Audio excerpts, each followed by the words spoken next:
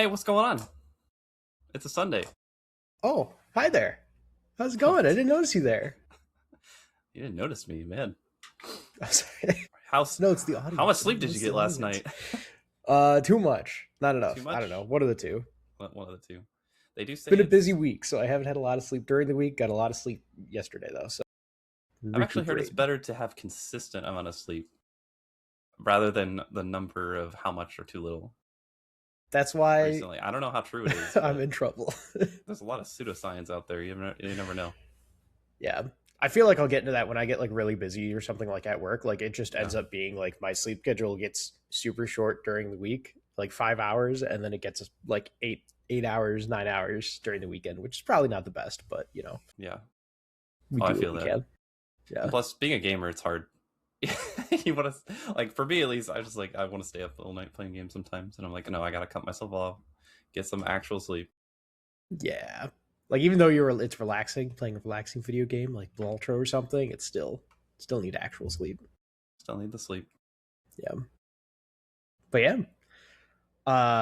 What have you been up to this week? Uh, man, we just like I did a lot of just preparing for the holidays essentially. Everyone's I'm gonna be traveling to a little bit further out from where I am now currently, so I just Nice, need to very make sure to specific. tie up some odds. Yeah, very Yeah, specific. sorry. I just need to tie up some ends, get the gifts going, buy some gifts and stuff. So Yeah. I also had my sister come and visit this weekend because my niece had a cheer competition. She's like in Ooh, cheerleading stuff. So, and that was at very the cool. convention center. And so instead of getting a hotel room and spending a whole bunch of money, they just stayed here since it's like 10 minutes from my house. So Nice. Yeah. That's cool. It's always fun to visit with family. I was visiting yeah, with some over the weekend too, and seeing young nieces and nephews is just I don't know. It's fun. They're it's a good time. wild. Yeah. Yeah. But yeah. Yeah. I It's don't good. necessarily like, the cheer competition stuff, but, I go because it means a lot to them, to the Yeah. toddler. Yes. Well, she's not really toddler now. I guess 5 is not toddler anymore. I'm not sure where that I don't cutoff know. is, but Yeah. Just child. child. Yep. Just yeah, yeah. Consider that. But yeah, very cool. Yeah. How about you? I've had a busy week with work. Um, so not a lot of time to do other things, but I've still been playing so much Bannerlord. The So game much has Bannerlord. been a lot of fun, and yeah, I'm currently in a run. Just I'll go to this really quickly. To not like join any. There's like different kingdoms you can join. I'm trying to not join any of them, not do anything, and literally just be a merchant and just buy things because they added a perk where you could buy cities. So I'm currently on a run. I own like 4 cities or something like that out of like the 25 or whatever that exist in the world. And I'm just trying to keep making more and more money and just buy literally everything. It's going well so far, moving Doing pretty the quickly, but it econ is a route, lot huh? of management. Yes, it is literally just sitting here being like, all right, is everything making money? Are all my stats good? Okay. Oh, there's a thing here I can improve. Let me go over there and improve that. It's just like a bunch of like or like not micro, but like macro managing like everything to make sure that it's all like moving in the right direction. So it's a Balance in all very things. interesting way to play. Yeah, but See, I've been that's having so like, much fun. that was the big thing about Civ that like Civilization couldn't get into it. Is like, man, it just felt like a lot, and it was almost felt like a chore. Like I couldn't actually get into a lot of the stuff, and it was, a lot of times when I played Civ, I just ended up doing like the warmonger stuff because it's just so much easier to just run your units at somebody Yeah, I absolutely get that. That's rather my than worrying about normal that. run. Yeah, Yeah. It's like Bannerlord is a game. You can play as like a person in the army, like fighting and everything like that. So yeah. like you can like make yourself into a hero and like be killing like hundreds of people in fights. So that's normally the route I go. That's why this one is so different, but it's been a lot of fun. The mechanics for actually managing that stuff is very neat. So it's been good. But yeah, I guess we Cool. should get into magic. Into magic stuff. Yeah, enough about Yeah, video talk about games. magic. This is Yeah. not a video game podcast. I would, No. although if you guys want Is that, it we could talk about video games all day. let's talk about Bannerlord. You want to start Talking about Bannerlord Bannerlord, podcast? Yeah.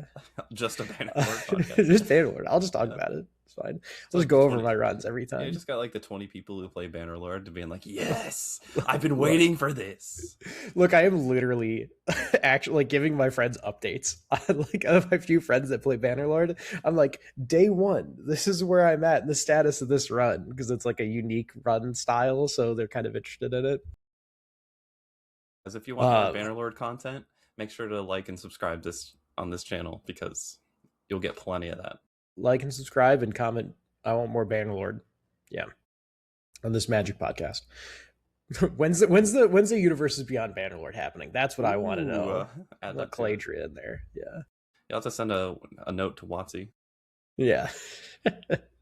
All right, but we've got a fun topic for you today. This one's one that we've kind of talked about in the past, and I like to consider it a more advanced version of the like eat your veggies, or like a more maybe not more advanced, but more specific version of like eat your veggies is like to a part of it. So we're gonna be discussing how like the playing your deck, like doing your deck doing a thing, and your a win con in your deck is not the same thing. Which I It's feel like not sometimes when you put it out there, it's like not that shocking. Like you wouldn't think about it, but surprisingly, a lot of people are just like, yeah, I'm just gonna put like a bunch. I'm just gonna put like the things in my deck. My deck's just gonna do this thing, and then there you go. That's it. You just do the thing, it's and the it's like, thing, okay, how do you win the game then? How do you actually like end right? the game? And Yeah, and so I think this comes up a lot more frequently with like maybe lower bracket decks when like or more casual decks because if you come into into Magic like just playing precons, that kind of feels like the thing because a lot of times the precons don't really come with a defined win condition. A lot of times they just kind of have an idea of like, hey, you're gonna do this thing like reanimate these guys and make a bunch of pirates, or you're gonna, do whatever the thing is that deck has, and that's it. And they have a problem winning games because that's just all they're built from, So yeah, and sometimes when you're playing with play groups, like they just don't like it's I feel like you almost see this problem more when you're like getting into like when you're like a beginner player that's like starting to move on when you're starting to make your own decks. You mhm. see that a lot because it's a huge part of deck construction is you don't think about like you're just like, oh, you want to make a deck be efficient and do all the things, make all the synergy cards work together, and it's like, cool, that's great, but that's not, if you want your deck to be successful, that's not what you want. You want to eat your veggies, and specifically in this one, you need to be able to do something that forwards you to your win con and Yeah. then have a win con. Yeah, and I would say it's fine. It's totally fine, like if you build decks like with just synergy and stuff like that. Because like starting out, I think that's probably something you can focus on. It's pretty important to learn how to like actually make decks that are cohesive with each other. The cards that are in the deck are cohesive with each other. Um, but yeah, if you want to take your deck building to the next level, you need to start thinking about the win con and the thing being kind of separate.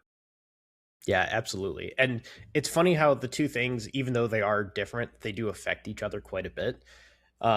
Because however your deck actually functions changes what kind of win cons you want to run.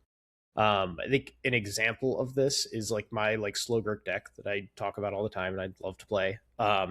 It's a weird thing because it has like the win cons that I'm running in that deck are combos that are like 4 to 5 card combos. Some are more complex than that, and it's just a lot of these like larger combos that seem complex and like way too complex for a higher power deck to actually run. But the reason it works is because the deck is a very slow churning deck that will try to like it'll try to win late games. So I care more about having all my cards be useful than having them have more like win cons and more punch.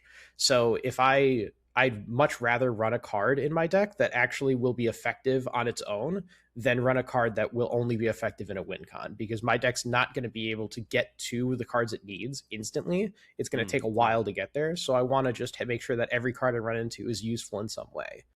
So that's I think a general example of like why your win con's different, how playing your deck can kind of like make your way to that. Like it changes the way you want to run these win cons, but it doesn't actually do it. If I were to just be playing Slowgurk and just be churning through lands and doing this, I might win some games, but I'm not going to be doing as many as if I'm not running those combos in there that are just going to like end it and like be the thing that actually ends the game. So It's going to be a lot harder to actually close out games without those.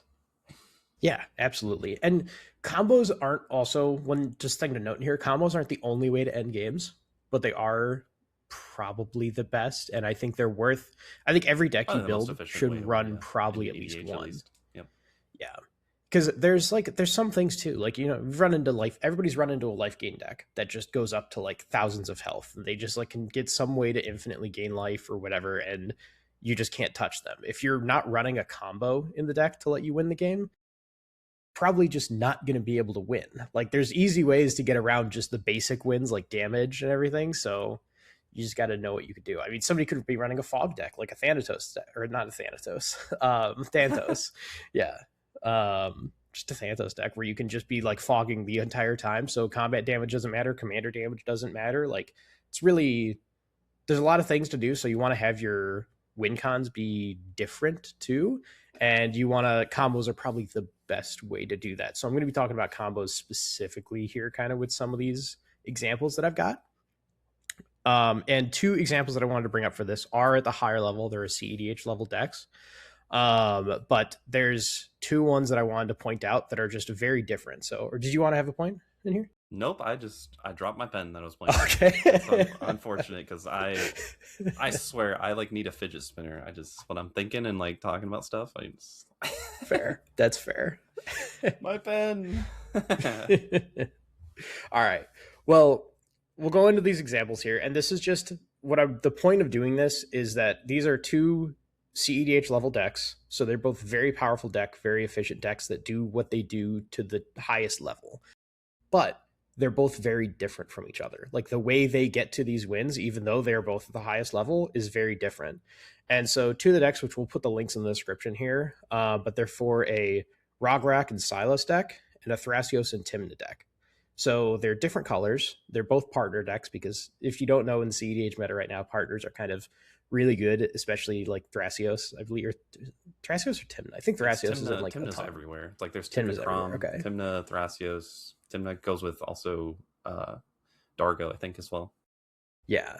So there's a lot of partners in CEDH, yeah. And it's because you just get getting access to colors is huge. So having efficient commanders that get you colors, more colors than you would normally have, is just great. But the way these decks run is so different from each other, because with the Thrasios and Timna deck, you basically have in your command zone ramp and then an outlet for the ramp. So all you're doing, like, the deck has only 3 combos in it that exist, and they're all 2-card combos. And the reason why it's got such a small amount of combos is because if the deck is doing its thing, it's just churning through the deck. Like, the commanders out there are just like, you're just going through, and then you have an outlet to use for any of your mana, and you're just going through, so you're going to get to those win cons like quicker. You're going to be able to get there no matter what, because you're always going to have that, of, like, a lot of cards. So yes, that's where you see with a lot of the Timna. But like, that's how the deck works, is it's going to be churning through its deck so it can run less win cons, because it's going to be able to get there and just cast it. So it doesn't care about complexity or anything like that. It's trying to get the most efficient win cons and then get there in the fastest route. That's how you run that deck. Whereas the Rograk and Silas deck is like an artifact recursion kind of thing. So it uses a lot of wheels to dump stuff into its graveyard and be able to pull stuff back. And so it's running like Underworld Breach combos and all this. And a lot of the combos in that deck are like 4+. That deck specifically has 7 combos in it, I believe. Yeah, and I do know Ragrak's Silas is usually a pretty heavy combo deck. Sometimes usually fast combo. They usually try to win by like turn 2. Yes, and it's interesting though the way that you do it, because it's like whereas Thrasios Timna is like, has a lot of cards in the deck that are trying to delay the game more and go like longer, because they're like able to just like ramp, so they just have more resources. This one is trying to just like win right away and use cards in it to like churn through the deck at the like get the right cards, because they're looking, instead of looking for like 1 or 2 cards in their 100 cards deck, they're looking for like 3 or 4 cards that work together and trying to get there through less cards, creating that combo line. Yeah. It's funny because the Ragrak Silas almost sounds like a Yu-Gi-Oh deck. That's like kind of what Yu-Gi-Oh decks are. They have like 1-card combos usually, where they're just like, if they can find a specific card, there's a way that they can use that card to grab different cards to like make a combo line that works. It's usually like they have like 3 or 4, maybe 5 different combo starter cards, but you don't know which one you're going to get in any given game, but they all will get you some sort of combo that can win the game. Yeah. It's very interesting to see these, and especially like seeing just the amount of diversity at the highest level, which I know everybody here doesn't play CEDH. Like we haven't even actually played a game of CEDH yet, but it's to that point of like at the highest level, there's still different ways to play, and it's very different win cons. You're not like at the highest level, like everyone's just playing one win con and that's it. With that being said, we're gonna push by the Thassa Oracle combos because Thassa Oracle combos is a thing that most decks, if you can run it, you run it because they're great. And it's just why not? Because it probably should be removed, but whatever. But It's but not like but like that's a good example though, right? That's like one of the best examples you can give of like your a win con. thing. Well, your thing should be different from your win con because like if you could run it, if you could run the Thassa combo, you're probably running it Yeah. in CDH, but it doesn't mean that your deck does the same thing as some other deck does, right? Like if you're just Yeah. because you're in what is it, you need Demir for it. Just because you have Demir doesn't mean that you're doing the same thing someone else has, even though they also have the Thassa Oracle. Thassa. And you technically, sorry, just to correct myself, you don't need Demir in it because you can do it with like green too. If you have the Hmm. I forgot what the guy's name is. There's the Hermit Druid. Hermit Druid can just dump your entire library and then you can play Thassa and Oh, win. So like yeah, there's there you there's go. other ways to do it So too. Thassa becomes a win But con, but then like there's so many different ways to get to that win con or like have another thing to do.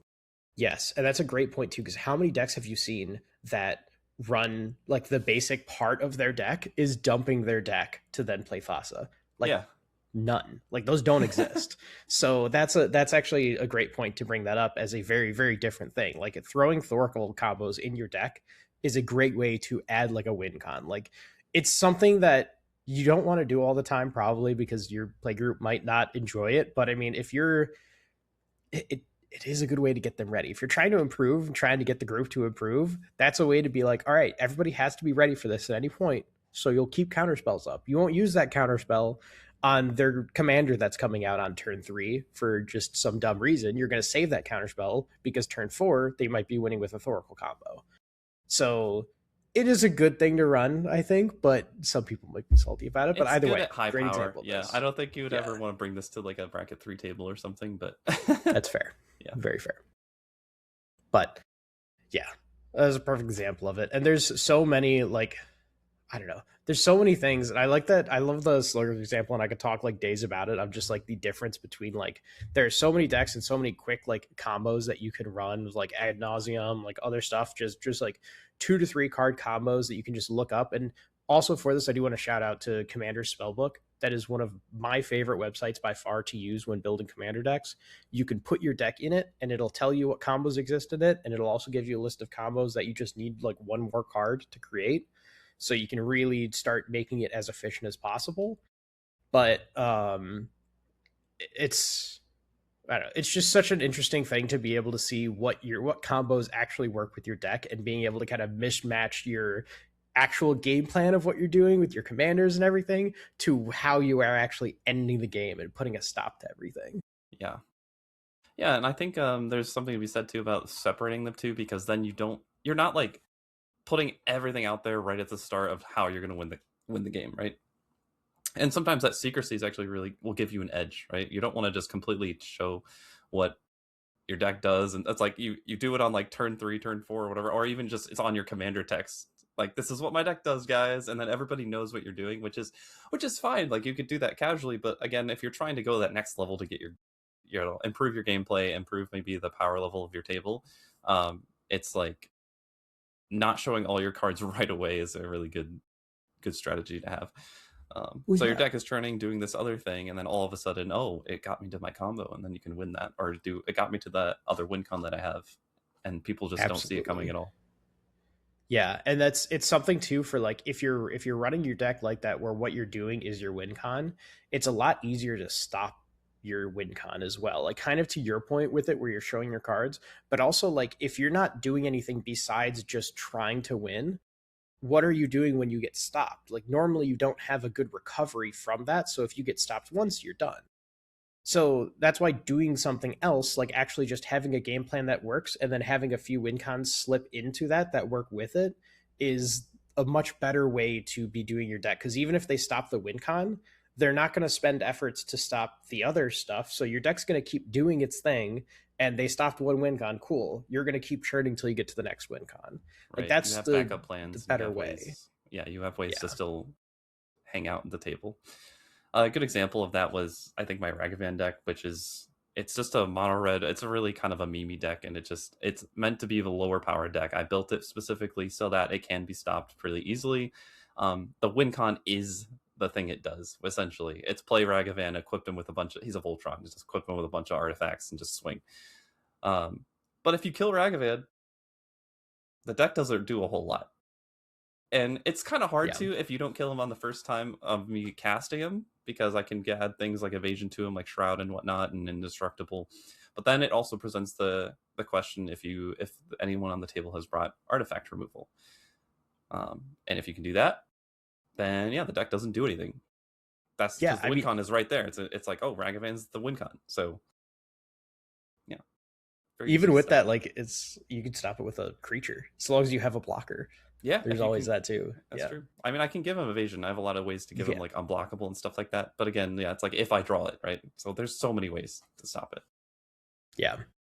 So it's just something we wanted to go over with this, and I think there's more that we could talk about too. What I think we gave a good examples of what we need with it is like it's just when you're going through and thinking about building a deck, you have to eat your veggies, do that we've always talked about.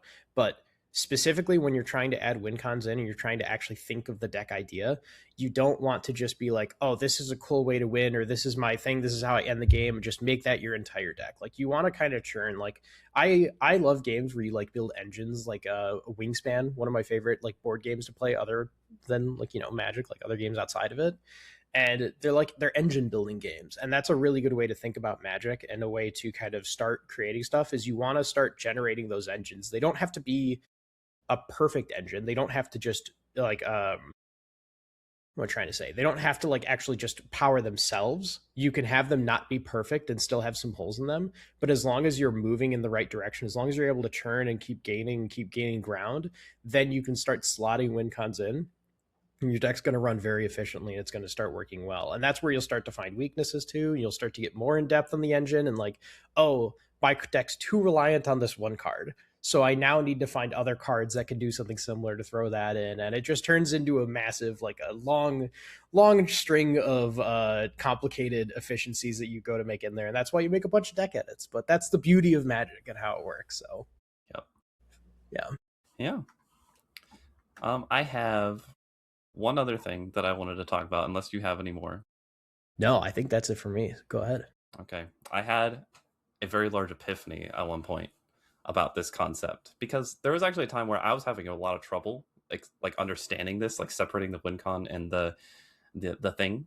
As you know, I'm like, I guess I'm kind of veteran now. I've been playing for like 5 years or so, but like some of these concepts are hard to me to wrap my head around, because I also built a lot of my decks top down. So I think if you also are used to building decks top down, this might be a harder concept for you to understand. And I actually had this epiphany when I was trying to edit my Marin deck. So I went through iterations. This was my Marin deck was like probably my first CDH deck outside of my like human deck that I just kind of made out of my old standard deck that I had. And I was trying at first, like I made this like kind of my CDH deck because like it was one of my favorite decks. I was playing it, and I Yeah. was like, I want to make this deck actually like strong. This is going to As be my powerful as strong it can deck when be. I bring the table and we want to just play for like winning. And I ended up adding like the Ballista Machias combo in it and Protein Hulk and all these things, and like eventually the deck kind of felt bland to me. Like I couldn't really put my finger on it. Why? I was just like, I was like, why is this deck like I was getting kind of bored with it because it stopped doing the thing that I loved so much about just like, oh, it's gonna dump the graveyard, it's gonna get to this grindy late game state where I can just keep reanimating creatures from my graveyard and people can't stop me because it's so resilient. Like, okay, they can remove all this stuff, but I'm just gonna bring it all back. Um, it kind of stopped doing that after a while because of the efficiency that I built in the deck of like getting Protein Hulk, killing Protein Hulk, bringing the Machias and Ballistic combo out with a sack outlet and just winning, right? Yeah. And this was just the thing that it always did. And essentially, what I kind of realized is that there's like, how do I put this? how you get to the win con is also very important. So like this is kind of what I kind of realized of it stopped doing the thing because I built it to do the combo so efficiently, and how you were talking about how you actually get to the win con does matter because uh whenever I tried to like I was trying to power the deck down a bit after a bit because I got kind of annoyed that it wasn't doing the thing it used to back in the day. Like it was Yeah. too powerful and it got kind of boring because it was just streamlined doing the same thing. So I was like, okay, maybe I'll just power this one down now.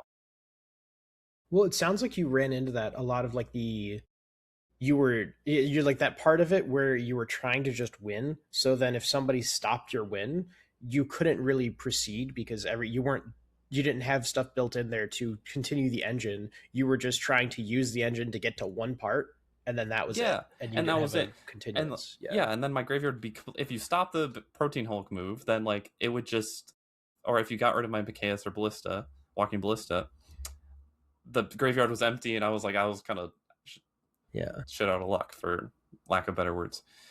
And I kind of wanted to power it down, bring it back to that good old like maybe round upgraded like bracket 3 area where I could just grind a game out, get to like turn 8 or 9 and then just explode and keep doing like resilient reanimations over and over again with like Gary and stuff. Cuz that was just more fun for me when I was playing the deck. And when I was powering it down, I was like, I didn't want to just take the combo out because I remember back in the day, those when we don't have combos, our games went like 3-4 hours long games, you know, and I don't want to do that. And so I was like, there was no way I didn't want to just take the combo out. And when I tried to, it just didn't feel really good. I even took the combo out and then play tested it a bit, like just goldfished it, and it just didn't feel very good. And the reason I realized this is because like even without the combo, any sort of tutor or like entomb using like entomb or something or like buried alive effects, what was I getting every single Sure. time? It was Yeah. just gonna be The Protein same Hulk. thing. Yeah. Like regardless if I had the combo in the deck or not, it was Protein Hulk every time. It was like if I'm going to search my deck out for a creature to dump or put on the battlefield so I can kill it, it's gonna be Protein Hulk. And then the deck just runs off of Protein Hulk the entire time. So I made this realization that is that the win con was never the issue. It was how I built the deck to do the thing to the win con. And it became Protein Hulk the deck.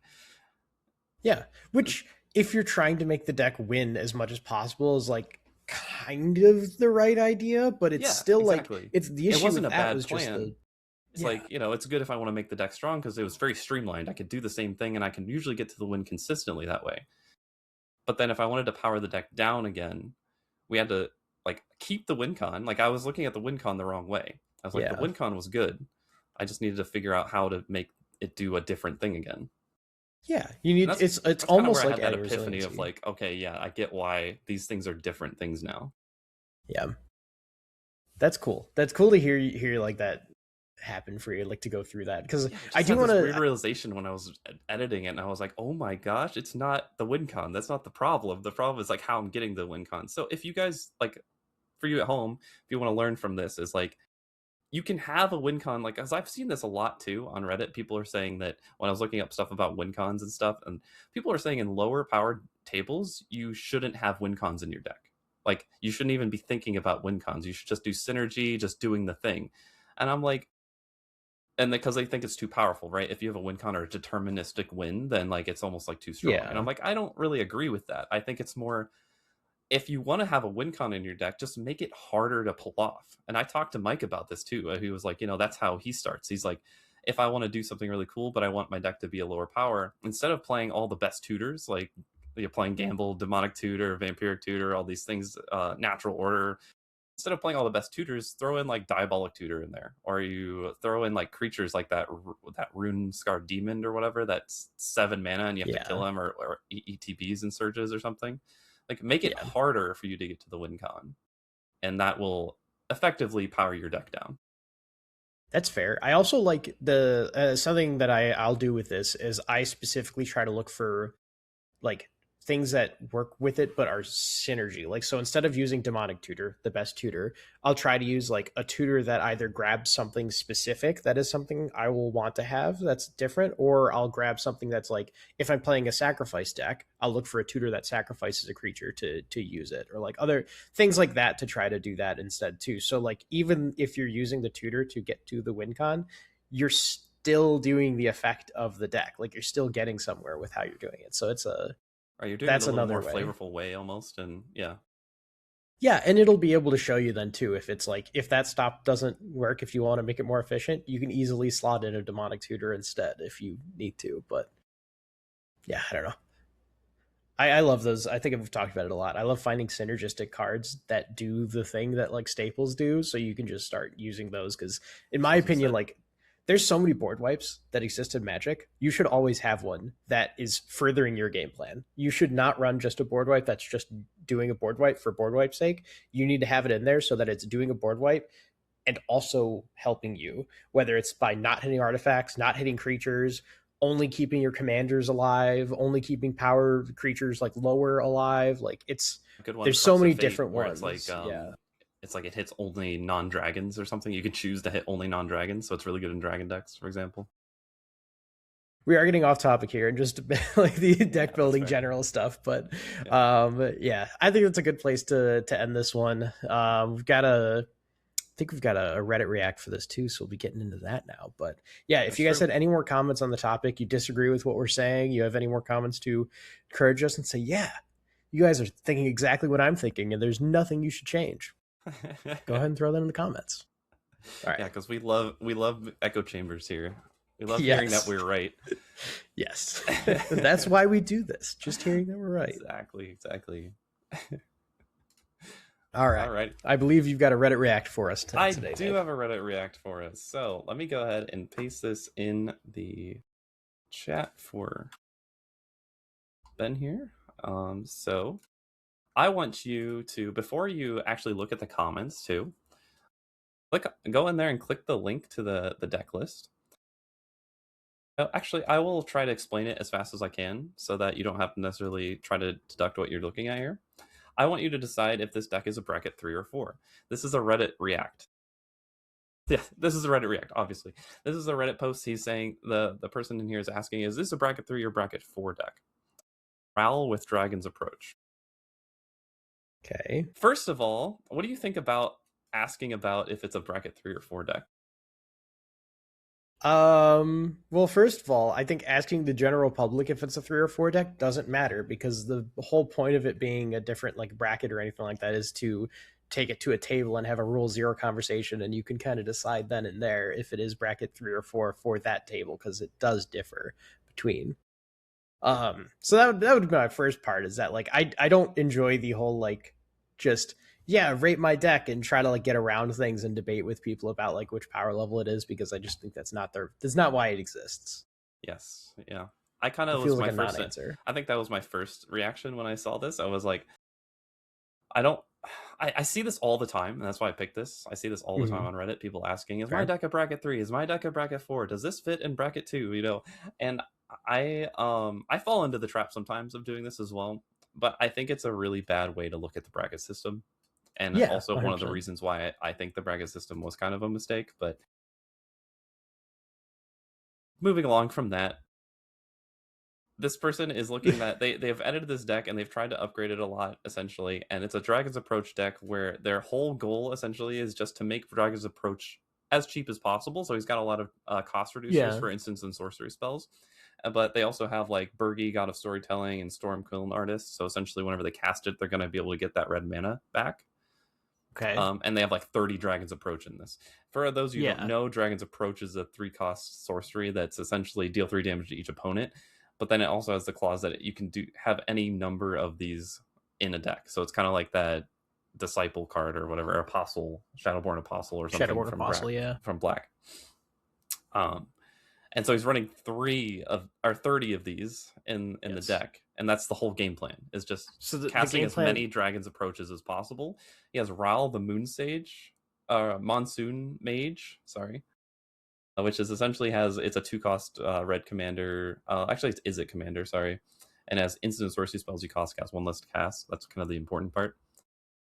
But then he has like Thrumming Stone in here, which is like essentially Thrumming Stone could pop his entire deck if he gets really lucky. And he's got a bunch of cost reducers, like I said. Stormkill Artist, Bergie's God of Storytelling to give him red mana back whenever he's casting the Dragon's Approach. Yeah. Well, and and then he's he has a got Niv Mizzet in there, so it looks like the game yeah, plan is basically use Dragon's Approach until you can search for Niv Mizzet, play Niv Mizzet, then use Dragon Approach to draw more Dragon Approaches. Dragon. Yeah, essentially Yeah. just churn through the whole deck through like cost reductions and ways to just draw through his entire deck. Um, so that's essentially it. What do you think? Do you think it's if we're assuming is it bracket 3 or bracket 4? We don't know really, but like what do you would you think this is appropriate to play at a table that people are trying to play bracket 3 or bracket 4? So I don't like I'm bad at judging things before I actually play them. I could have a deck put together and be like, "Oh, this is a bracket 4 deck," and I'll play it and does literally nothing. So besides, I'm going to take out the like if the deck doesn't work consideration of it because that's I Okay. think a separate thing. But as I'm looking at this and what's on paper here, I would say this could you could say it's either bracket 3 or bracket 4, but I would say that it is definitely efficient enough that you could give a good argument for it to be a bracket 4 deck. Like it's not like doing nothing, but it's got a clear win con. There's definitely ways to stop it because it is just damage. It's not infinite damage, but it is a very efficient way to get to its win con and to then try and win pretty quickly. So I say it could be bracket 4. Do I think it's high power bracket 4? Absolutely not, but I Yeah, think it it's kind of still at the could lower be end maybe. considered bracket 4. Yeah. Yeah. I would kind of agree. I think this is more. I would probably say more. I'd be okay with this at a bracket 3 table, Sure. to be honest. Yeah. And because I also think like it's just not. It's not deterministic. There's not like any crazy Mm-hmm. combos that they can consistently pull off. There's not a ton of tutoring. Like they have fabricate and gamble, and that's it. They don't have a ton of fast mana. They really just have soul ring. That's it. Yeah. Um, so I don't really think it's. I don't really think it's that atrocious to play this at a lower or a bracket 3 table, I guess. And the thought experiment here though is that like what how do you even judge these things just based on like you were saying like if you're looking at a deck like and you're just trying to determine bracket, it just Yeah. doesn't really sit well with me because you're essentially just trying to in a vacuum context like give this like a bracket, and I think the brackets are too large and almost a little too vague to be like doing this like categorizing Yeah. decks before you even play them at other tables or even within your own play group, because bracket 3 is a huge bracket. Like there's so many like different, like you could play a lower end bracket, you could play like a mid tier bracket 3, kind of like higher tier. And the Yeah. comments even kind of reflect that because a lot of people are saying, well, it feels like a 3, but if you play this at a 3 table, people would probably get mad, but it probably get stomped Yeah. by bracket 4 decks. And like, Mhm. and it's just like, to me, I just thought this was an interesting little thought experiment. Just like, Yeah. Yeah, I how like do you it. even evaluate a deck as a bracket? I don't really think it's a good measurement. I agree with the like again. That's why I want to emphasize the like is this is a at the table like kind of conversation. You can go over what it is because this will fit at some bracket 3 decks. If your bracket 3 is like a more efficient like thing that you're trying to play and you're just playing good decks that are just not overtuned and not overpowerful, this will be fine in there. If you're also considering bracket 4 just not CEDH but anything else, they're gonna crush this deck. Like this deck has no chance. Like that's not even like a debate. Like if they have, it's so the win con is so fragile in it that if you have anything to stop it, it's just gonna fall apart. So it's not good enough to be considered a like strong bracket 4 deck. So if you're strictly considering on basis of like just brackets and not considering any power levels inside the brackets, it has to be bracket 3, but it's yeah, I don't know. I just think that either way when you're talking about these, it is such a at the table conversation and you can go over this because all those brackets are there too is just to help you get started, Yeah, help you talk it's about a it. guideline, not a Yeah. rules. It's not a law that you have to follow these to. Like there are a lot of things that you could do. Like you could technically play 5 game changers in a deck and it be playing at a bracket 3 table, quote unquote. You know what I mean? 100%, yeah. Yeah. Um, so you don't like. I think it's more, yeah, like you said, it's meant to just guide conversation. You don't need to follow these things to a T. Yeah. But I like that. I like that you pulled that out. That was kind of fun to just it's fun to like quickly just go over decks and like see if you can kind of pin them down and what's going on. And I'd be interested to see how that deck runs. It does look fun. It I looks would fun. definitely try to add another combo in there or something because I feel like you Right. could. I also think it also just But doesn't have enough counter spells as well. Because like you're Fair. obviously doing something very obnoxious. Yeah. So like I think you'd probably need a little bit more counter magic to protect your win con, but that's just me. You probably want more mana rocks too. Like Yeah, you I could think do so something too. in there where you're actually running mana rocks that are untapping to give you the more mana when you're casting spells. Like there's other things you could do to this deck to easily bump it up to make it a solid 4, but Yeah. that was Ah, that's fun. besides the point Yeah. though. But yeah. Yeah, I like that. Very Thanks for cool. hanging out with us though, guys. That Yeah. was a good conversation. Thank you, Ben. Yeah, of course. I love that topic. I just thought it was just like a really something that it took me a while to wrap my head around, but Yeah. it's really important, I think, and it helps with deck building a lot.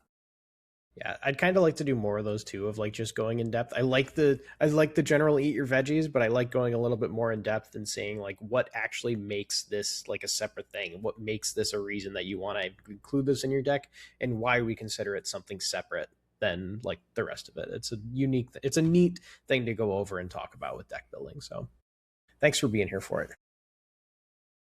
And yeah, don't forget to like, comment, subscribe on the video. Subscribe especially, please. It's like completely free. You can turn the bell off if you really want to, but please don't. You do you. You do you. Eh, I'm not going to check Uh, it. you know, but it really helps us out a lot. And yeah, All right. I think that's all we Thanks, got. guys. Yep. Till next time.